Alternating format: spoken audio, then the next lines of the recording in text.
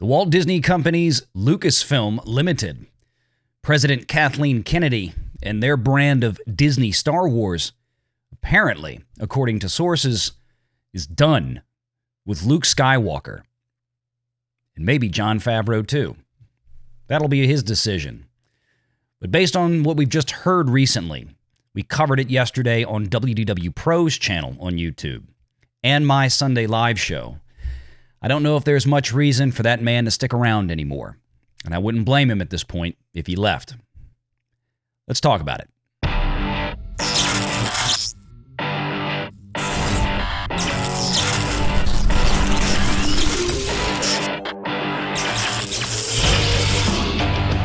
Renegade Online.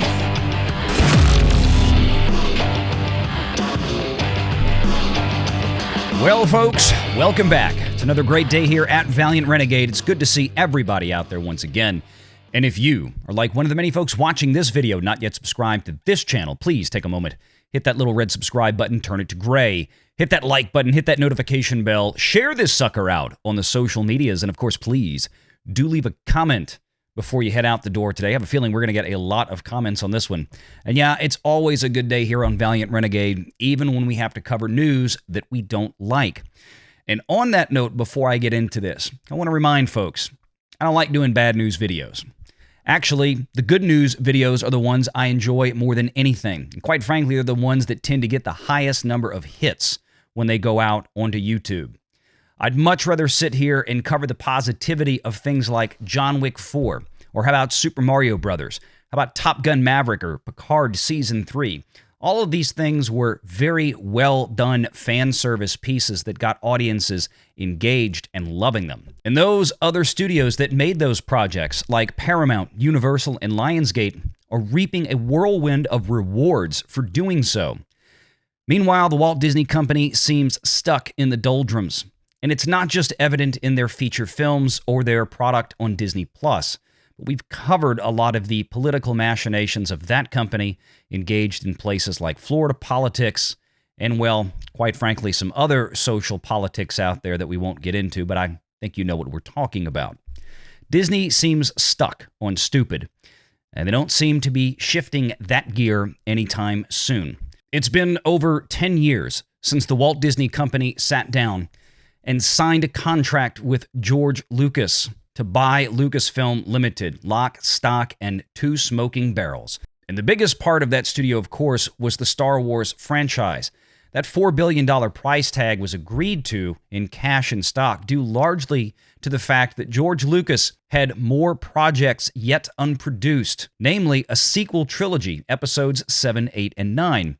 Disney, of course, acquired those with the purchase along with everything else. And then, over the next several years, inexplicably decided to abandon them. I'm not sure I've ever seen another entity like the Walt Disney Company spend so much money on a piece of property like that, only to rip the name tag off and slap it on their own new great value brand of that product. In this case, Disney Star Wars. See, they didn't want to use the original characters. They didn't want to use George Lucas's treatments for another 3 movies. They decided to come up with their own. And we all saw what happened with the box office following the first film. Steadily declining returns while costs to produce and market these films continued to increase, until those 2 lines intersected and crossed each other, moving in the wrong direction, with profits turning to losses, and then Disney Lucasfilm abandoning theaters altogether to throw Star Wars onto Disney+.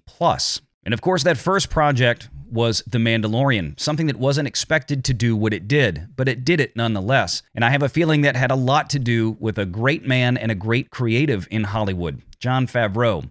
Before you start maybe lamenting some of Favreau's recent work for Lucasfilm, I want everybody to take a step back and think about all of the projects, the amazing stories that Favreau has told on his own as an independent director, as an independent filmmaker and storyteller, versus the products that he has put out for the corporatized Hollywood, places like Disney. I don't think anybody could argue, especially with the recent season of The Mandalorian, Season 3, that ended with a whimper instead of a bang like Season 2, that bears any resemblance whatsoever to Favreau's more cherished and frankly independent works like Chef. Favreau's nature as a great Hollywood storyteller was in stark contrast to what we were seeing at Lucasfilm. So then what could be the reason? What was happening here? Of course, Kathleen Kennedy had her own vision. The Force is female, she declared when the sequel trilogy began to release in theaters years ago. And it seems like not much has changed. But there was reason during that time that I think still holds true. That there was some certain internal strife between the ideas of a Jon Favreau and the ideas of a Kathleen Kennedy, who was driven more by politics than trying to serve a $4 billion fandom, or at least what Disney paid $4 billion for. Over time, this became referred to quite famously as the Lucasfilm Civil War. Now, some have said that this was much more than it actually was, and others have said that it never existed. And as I've said many times, it all boils down to what your perspective of that term means to you. I think a lot of people have had a lot of different ideas of what that Civil War actually was. But if you look at the Civil War as simply a matter of conflicting ideals, as I just mentioned, with Favreau trying to go in one direction with his projects and Kathleen Kennedy trying to put the brakes on it, then you're probably right on the money with exactly what that Civil War is. And as I continue to remind folks, Favreau was in a different position than somebody like a Dave Filoni, who was an employee and still is an employee of Lucasfilm, now executive creative director as of a couple of summers ago. Jon Favreau, however, is a hired gun. He's a 1099 contractor. More specifically, his production company Gollum Creations is the contractor to make shows like The Mandalorian. It's a very different relationship, but Favreau was in a unique position over the years as somebody who made the Walt Disney Company a whole lot of money. He had the ears directly of people like Alan Bergman and Alan Horn.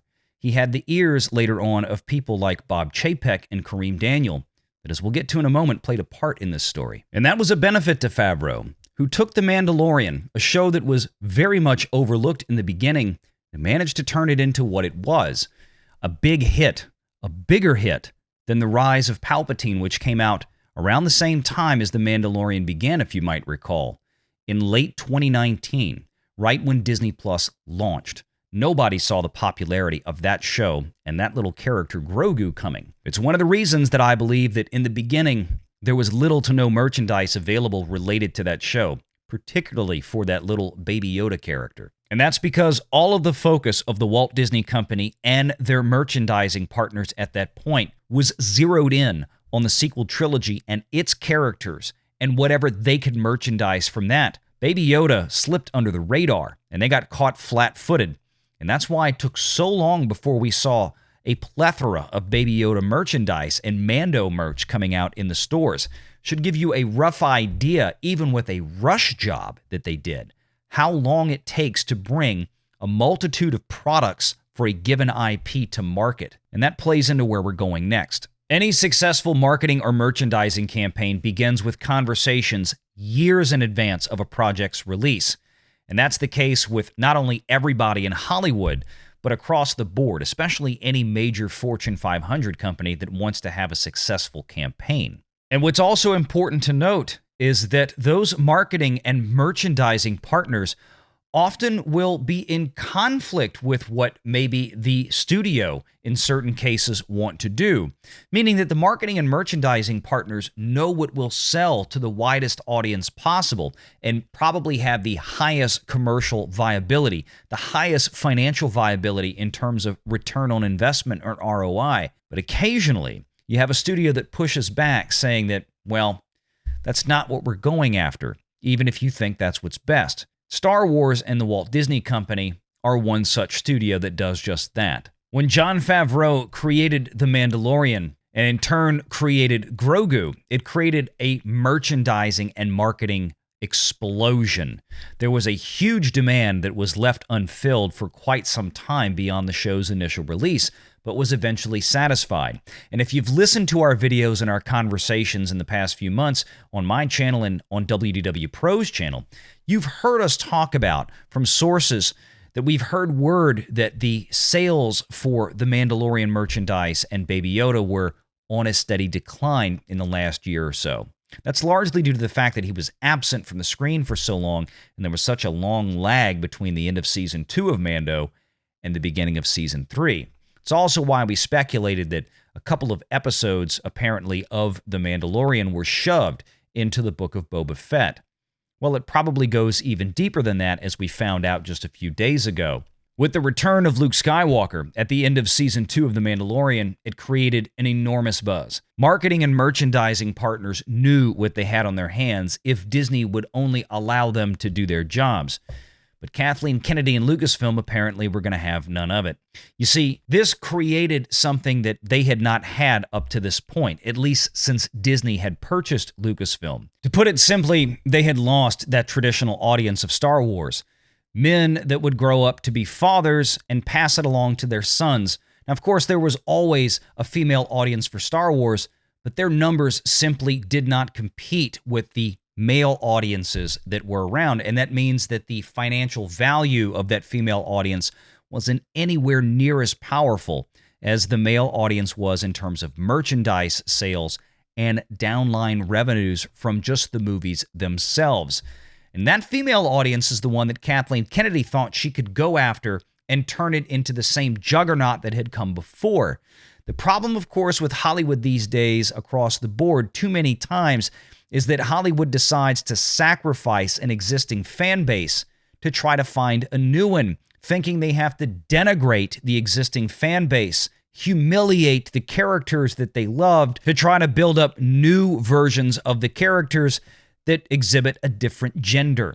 It doesn't work very often, especially when they're poorly written. Take Rey Palpatine, for example. I think we all know how that story goes. And the return of Luke Skywalker at the end of Mandalorian Season 2 only served to highlight the failures of the Disney Star Wars brand. And that was something that, frankly, Kathleen Kennedy was going to have none of.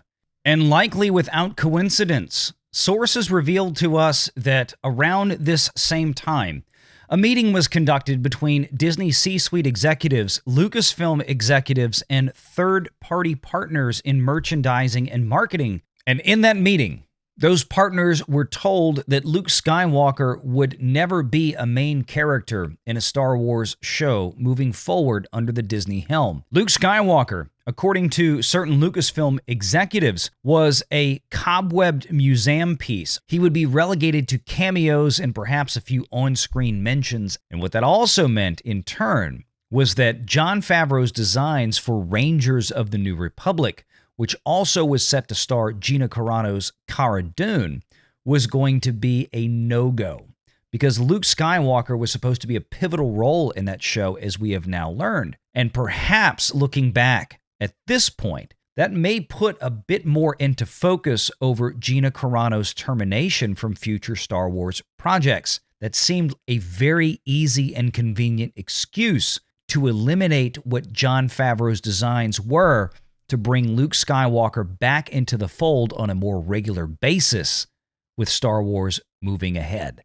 And then there was the final nail in the coffin, with Kathleen Kennedy effectively dropping an edict that if Luke Skywalker is not going to be part of Star Wars moving forward in any type of significant capacity, that meant that if Grogu were to remain with Luke Skywalker for Jedi training, then Grogu would be lost as well. As I remind folks, we said earlier, Jon Favreau had control over the shows that he was already running, but not over shows that had yet to be formally greenlit. And we all saw what happened in the Book of Boba Fett, and we all just recently saw what happened in Mando Season 3. As we all watched it and wondered, how does this even remotely resemble the typical quality of product that we know Jon Favreau is capable of? Well, now we have our answer. And that begs the question going forward. It seems apparent that Luke Skywalker is a dead asset to the Walt Disney Company by their own choice. And you have to ask yourself at this point, how much longer is a guy like Jon Favreau expected to hang around at the Walt Disney Company? Favreau at one point did have some allies, namely in Bob Chapek and his top lieutenant, Kareem Daniel. But they were thrown out the door last November and replaced once again by Bob Iger. Everything changed that night. Favreau's vision at one point may have had a chance, and had Chapek and Kareem Daniel been allowed to remain, we might be seeing a slightly different Star Wars today and a very different Star Wars in a few years from now. But that has been burned to ash, along with Luke Skywalker and the traditional Star Wars that we all grew up with. And certainly at the end of the day, while it is an unequivocal statement that Kathleen Kennedy has been a commercial disaster for the Walt Disney Company and a commercial disaster for Star Wars, you have to blame Bob Iger. Bob Iger has had a multitude of opportunities to correct this problem. But the problem with Iger is very similar to that of Kathleen Kennedy, and that is the fact that his ego and his inability to admit failure are far bigger than his own balls, which apparently are in Kennedy's purse at this point. With Iger announcing a new Rey Skywalker movie, he is doubling down on the mistakes that he's made, rather than actually coming out and saying, "We were wrong.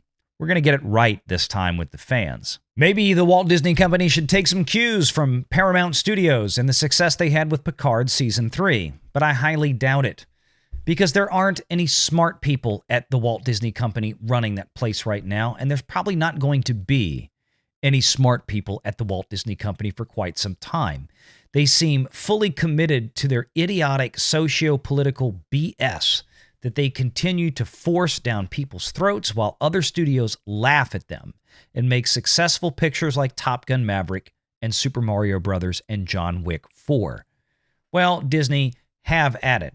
You can have all of the idiot TikTok and Twitter crowd you want, and the people with money will simply continue to go elsewhere. Good luck. Disney Star Wars is dead. You have killed it by your own hand. Meanwhile, the fans like me will continue to enjoy real Star Wars made by George Lucas long before you ever came around and screwed the whole damn thing up. Have a nice day.